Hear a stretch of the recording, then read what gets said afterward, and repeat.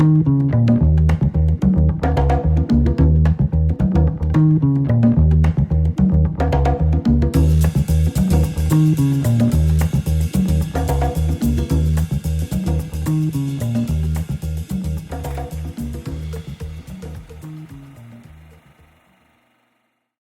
a very pleasant good evening to you once again. Tonight we're going to take you into the south-central portion of BC, which I'll show you in just a second. And this is another one of the shows where Uncle Stumbly here was down with mononucleosis and hepatitis and so on. We sent Wild Bill, Dennett the cameraman, and another guest whom you're going to meet tonight on the show, Mr. Chuck Diven, went into the Thompson River country of the Spences Bridge area in through this part of the map, and they were looking for the California bighorn sheep. You're going to see an awful lot of sheep in the film, but this is one of the great conservation films. You'll see a lot of them on the films, but they don't bring one actually home, and we've got them in the studio to show us why and tell us why that they went to an awful lot of trouble on pack horses, slept out on the rocks with sleeping bags and so on, and they came back with lots of wonderful pictures, but no sheep. Once again, my name is Ted Peck, and a very pleasant welcome to Tides and Trails.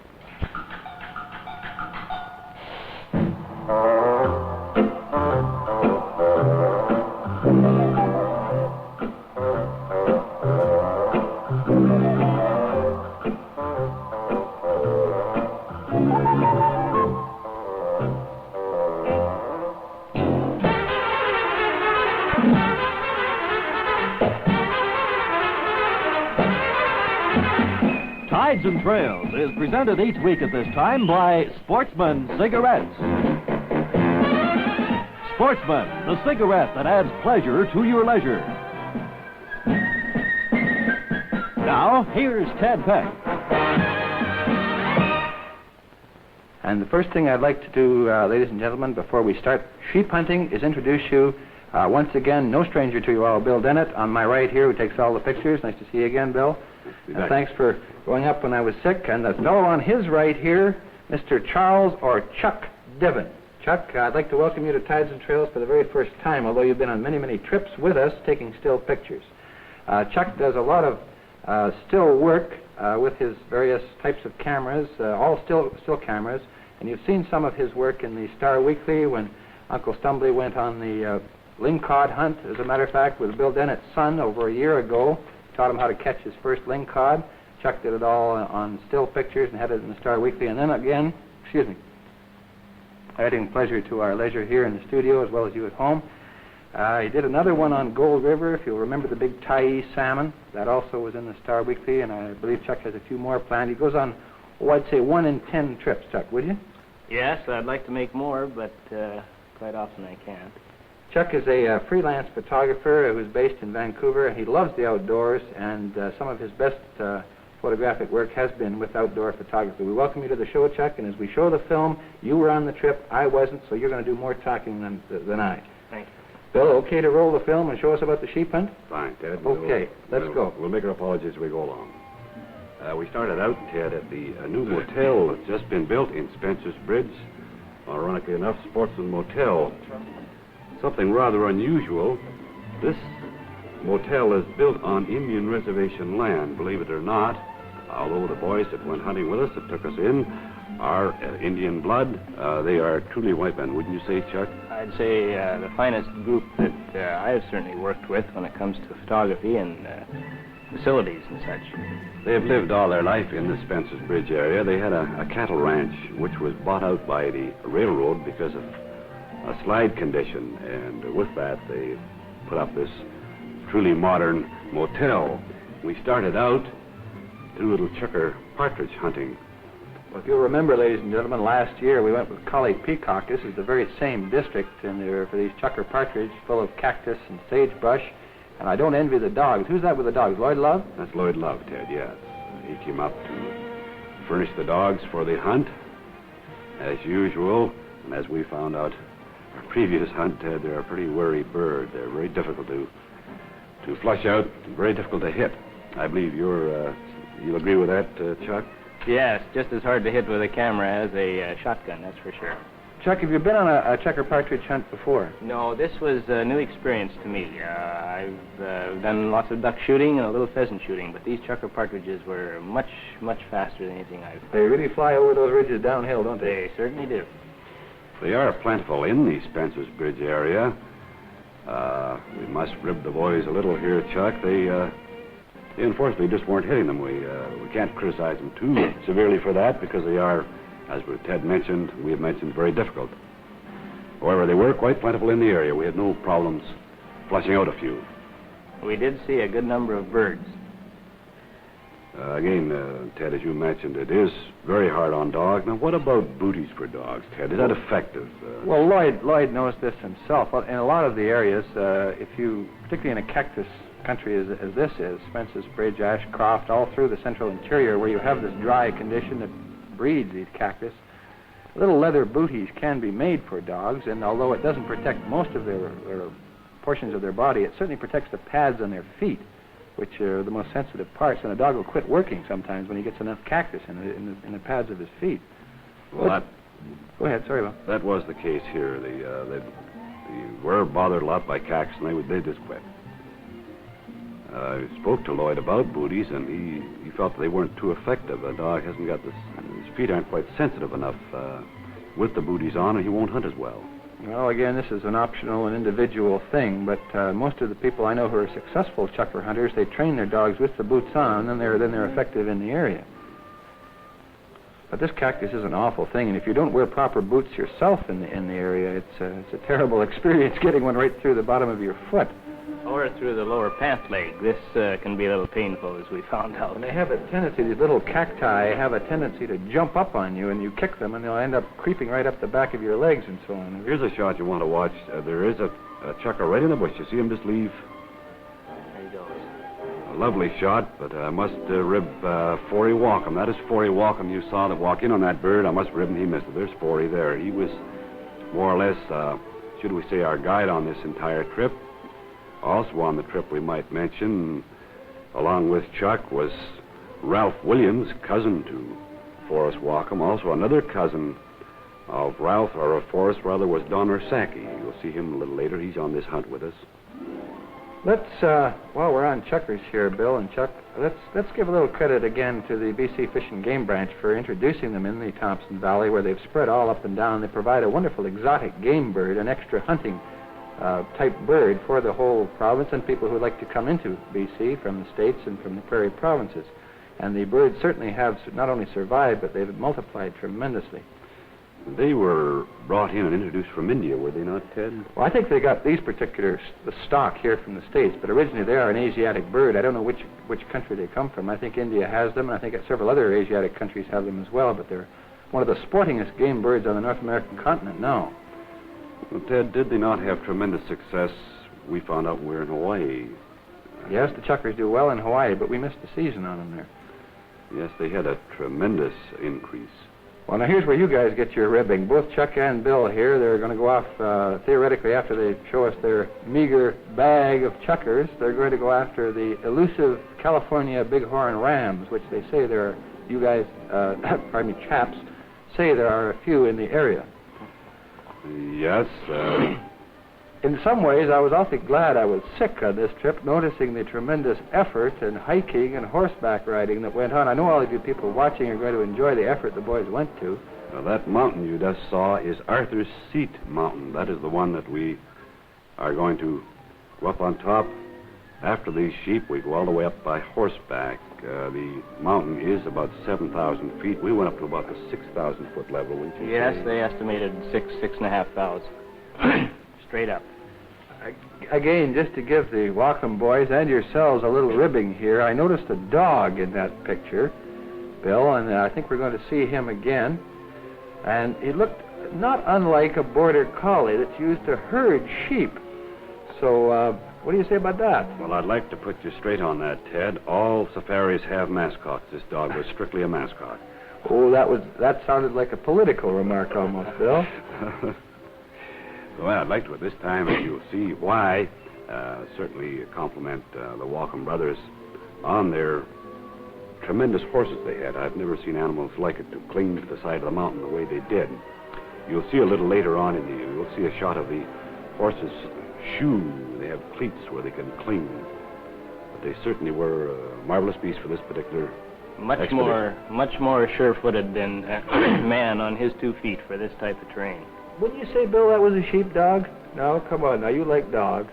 No, not in this case. He may have been used for sheep ranching, but he was strictly, on this particular trip, strictly a mascot.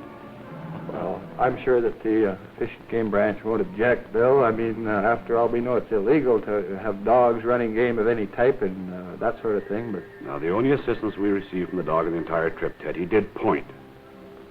He pointed. Did he point at... What did he point at? The right direction, up the side hill. Uphill. We were just about ready to go. I see you're adding pleasure to your leisure right with you. You've got the sportsman cigarettes right in the pack. Yes, we took along a good supply, Ted. We didn't know how long we were going to be in the bush. I would suggest anyone going on a trip like this be very well prepared. You've got to travel as light as possible and have plenty of warm clothing. The weather can turn sour on you, and it can rain, as it did with us while we were there, so you must be prepared.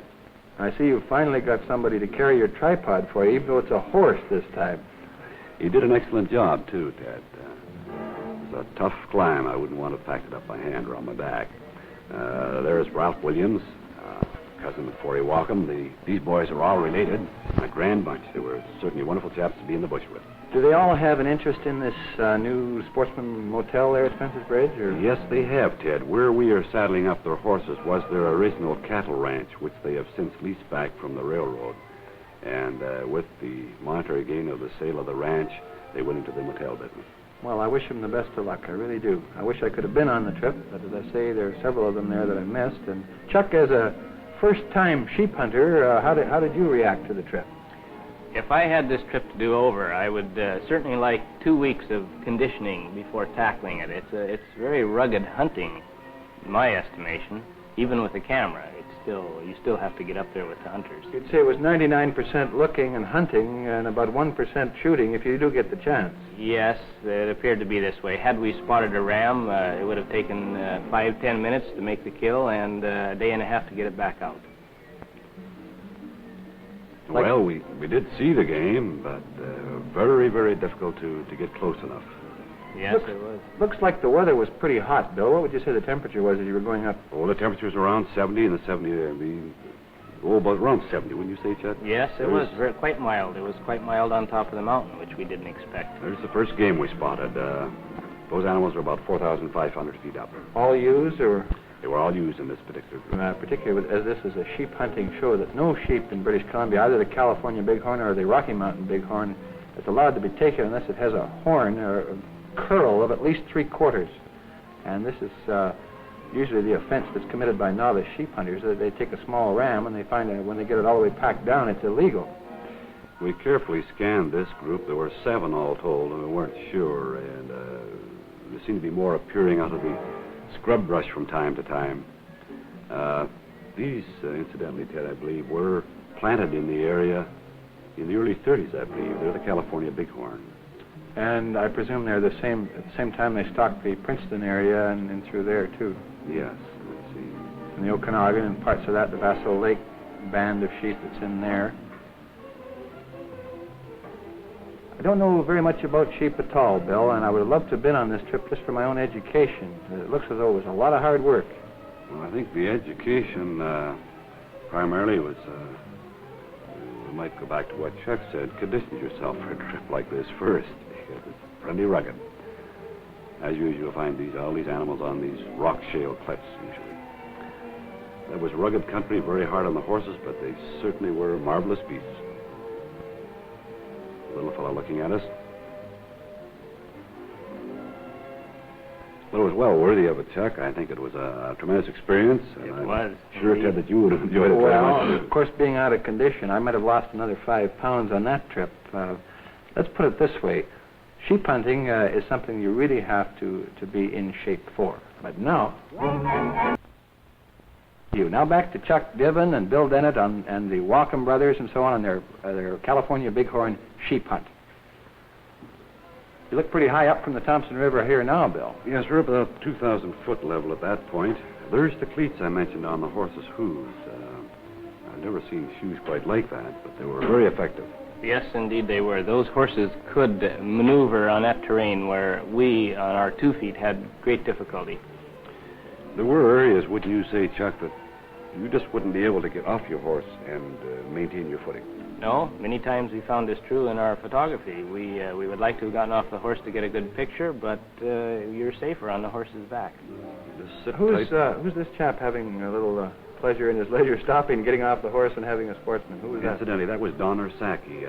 Don was instrumental in originally arranging this trip for us, Ted. Very fine chap. He looks like he suffers from my disease of too much avoirdupois a little bit, too. Well, Ted, he lost 5 pounds on this trip, so you would have probably, as you mentioned, done the same. It was pretty tough going, pretty tough climbing. Don is from Vernon, incidentally, although related to the Walkham brothers. He operates a accounting business out of Vernon. Of course, we were on and off a horse a number of times. We kept working our way a little closer to this particular group we first spotted in an effort to scan them properly to see whether there was a ram in the bunch.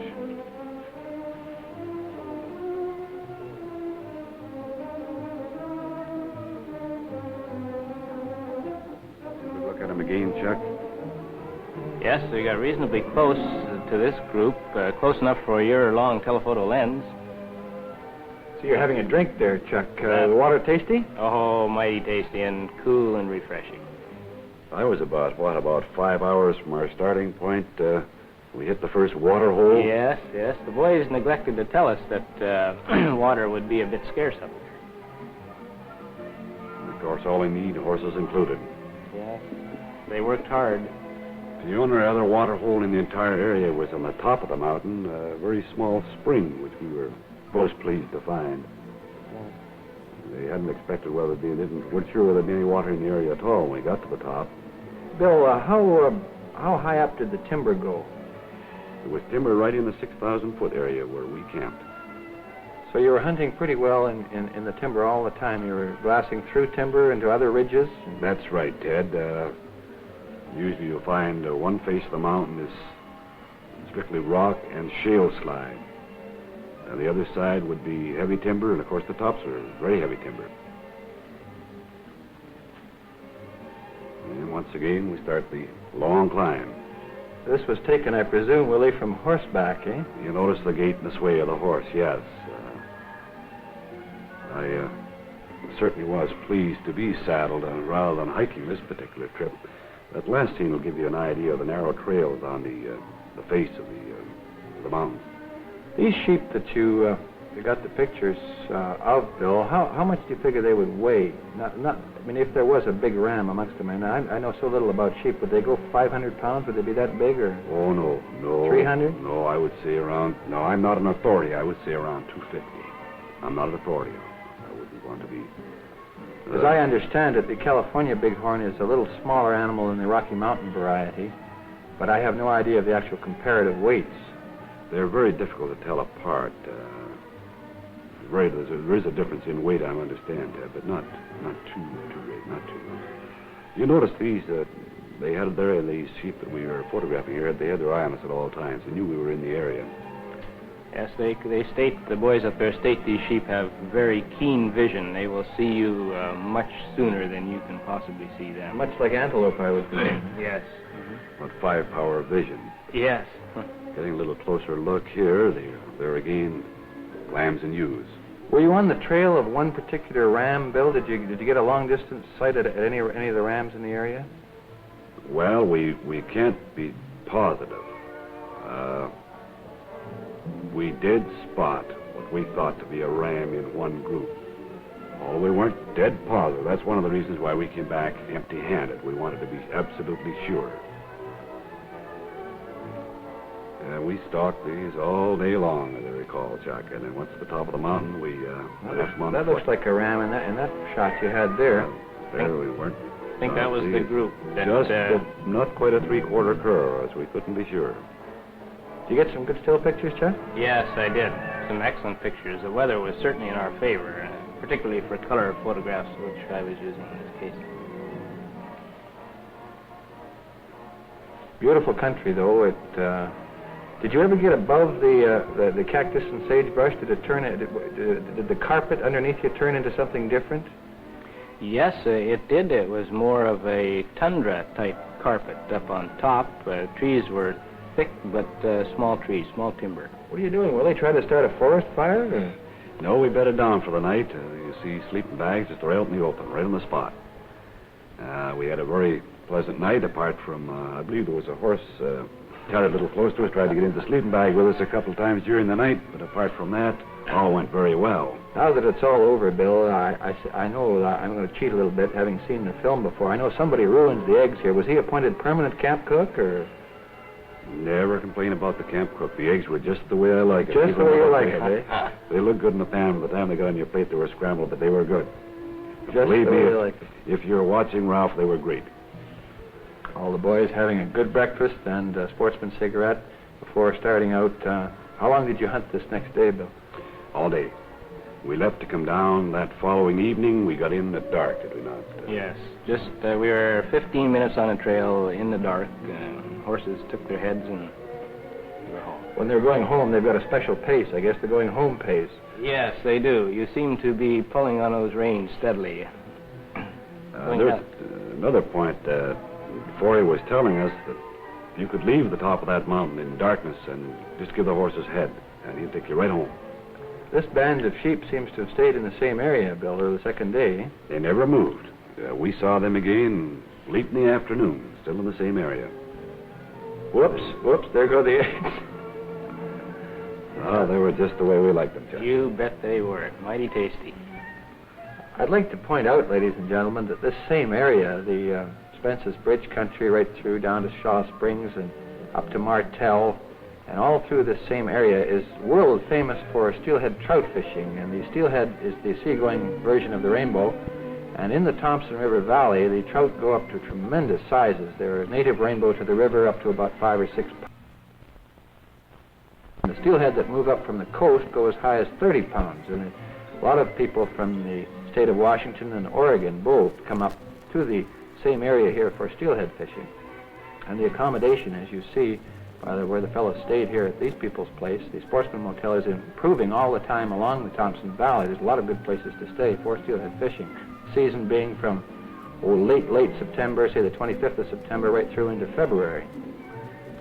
The boys were telling us, Ted, that they have some private little pools of their own that they can pretty well guarantee you steelhead. They were just starting to come into their own when we left. Steelhead fishing will be good now right through the end of the season. I remember going up there one year, be about 12, 14 years ago in January, and a fresh run of steelhead even came in that late. Beautiful fishing. And it was so cold, the line froze to your guides and all that sort of thing, and you had to skid the fish out on the ice. Yeah, we're doing it the hard way now on foot, and believe me, that was the hard way, wouldn't you say, Chuck? That was the rough part of the trip. Horseback was bad enough, but we walked a good many miles on top of that mountain to get a look at the rams, which we weren't sure of. Yes, that sheepdog of yours is behaving very well, Bill. He's staying to heel. You know some point there? Oh, yes, he's pointing right at the sheep. We're having a good look. There again, we can't be sure whether we got a three-quarter curl there or not. One thing I can say with some authority, by the time we got back to camp from this trip, everybody was walking on rubber legs, wouldn't you say, Chuck? Yes, I noticed my knee joints were getting a bit wobbly. I understand some other portions of your anatomy are still giving you trouble, Bill, from riding horses. I've just, only yesterday, weaned from the cushion. Yes? We're back to the horses again. After unsuccessfully tramping the area, we still weren't able to get close enough and still weren't able to be certain. Back to the horses once again. We're up on the very top now on a grassy plateau. It reminded me somewhat, Ted, of the alpine meadows of the Rockies. It was very pretty. Up where we, at the caribou, you mean? Yes. You notice the dog stayed Oh, with us. very well-behaved sheepdog, that dog. Stayed with us all the time. Oh, Ted, you're not going to pin that one on, will you? No, I wouldn't blame you for The that. dog was just the mascot. I was amazed at the way he kept up with us, though, Chuck. Yes, he didn't miss any part of the trip. He was always eager to lay down when we stopped, but he was with us the whole distance. There's a scene of sheep taken to a telephoto a long way away, but they've already spotted us. They know we're in the area. Did you run into any other game, Bill? Did you see any deer? Did you see any of the other types of game in the area? We didn't. We saw some checker partridge up around the 5,000-foot level. There are deer in the area. Unfortunately, we didn't run across any. I believe that previous scene check, you were looking over the remains. Someone had got a deer in that particular spot. Yes, the hoof's lower leg had been cut off, I suppose, for convenient packing. We found them there. There is good deer hunting in the area. Later on in the year, of course, when the snow starts to fly, they come there. Now, there's another telephoto shot. There again, as you look carefully, we can't be sure. We can't spot a three-quarter curly in there at all. Well, well, here's a good shot. Here's Wild Bill coming in with his very sore posterior at the end of it. What is it, 2.5 days? 2.5 days. And I loved the horse, but was I glad to get off of it. I guess. And your sheepdog still at heel there, Bill. Yes, he stayed right with us. Can't pin anything on you. No, it was a wonderful trip, Ted, and I'd certainly like to thank the Walcom boys and Ralph and Don Orsaki for providing such an excellent trip. Rugged as it was, I thoroughly enjoyed it. It was a true experience. Well, I'd love to have been with you, both of you, but as you all know, you can't do everything at once, particularly when you get laid low with that 5-syllable disease that I had. Well, you certainly got to be in condition for one like this. Have a sportsman, Bill and Chuck, and let's tell them about what's coming up next week. And many thanks again, Chuck, for being here, and I say for going on the trip. I hope that you enjoyed yourself. And I did very much. I want to thank you for letting me tag along. Incidentally, Chuck's wearing one of my shirts. I hope if it looks a little big on him, don't worry about it. It's only because it's a little bit, larger on the middle portion. Next week, Ted. Well, tell us about it. Here's another one where I was still sick. That Bill went over to Vancouver Island, and you went on a coast elk hunt. Tell us about the type of country you were in. Now, this was an elk hunt, Ted, and this was not an elkless elk hunt. We saw lots of them. We were fortunate. We bagged our game on this particular trip. We were in the rugged area of above Campbell River, in an area where the elk were plentiful, and I don't believe it was ever hunted. It's too difficult to get into. You couldn't even get into it by horse. Well, many thanks, Bill. And next week, ladies and gentlemen, you'll see Bill and I once again with the game biologist I believe you have on the trip. Yes. And I'd like to thank Chuck Diven again, our still photographer who comes along sometimes on these trips. Many thanks for being on the show, Chuck. Thank you, dear. And remember to be a true sportsman, as the boys were in this case, not bringing home anything but the proper game. And smoke sportsman cigarettes. And we always say tight lines, straight shooting, and watch what you're shooting at.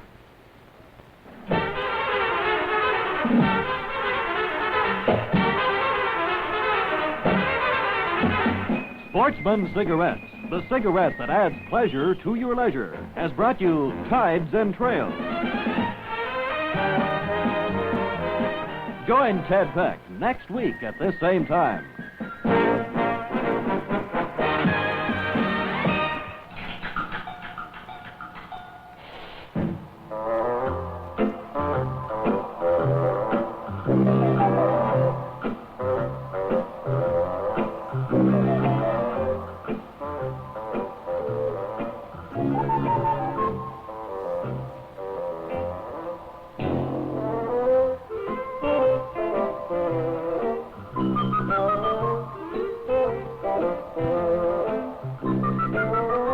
Tides and Trails was produced for Sportsman Cigarettes by CHAN TV, Vancouver.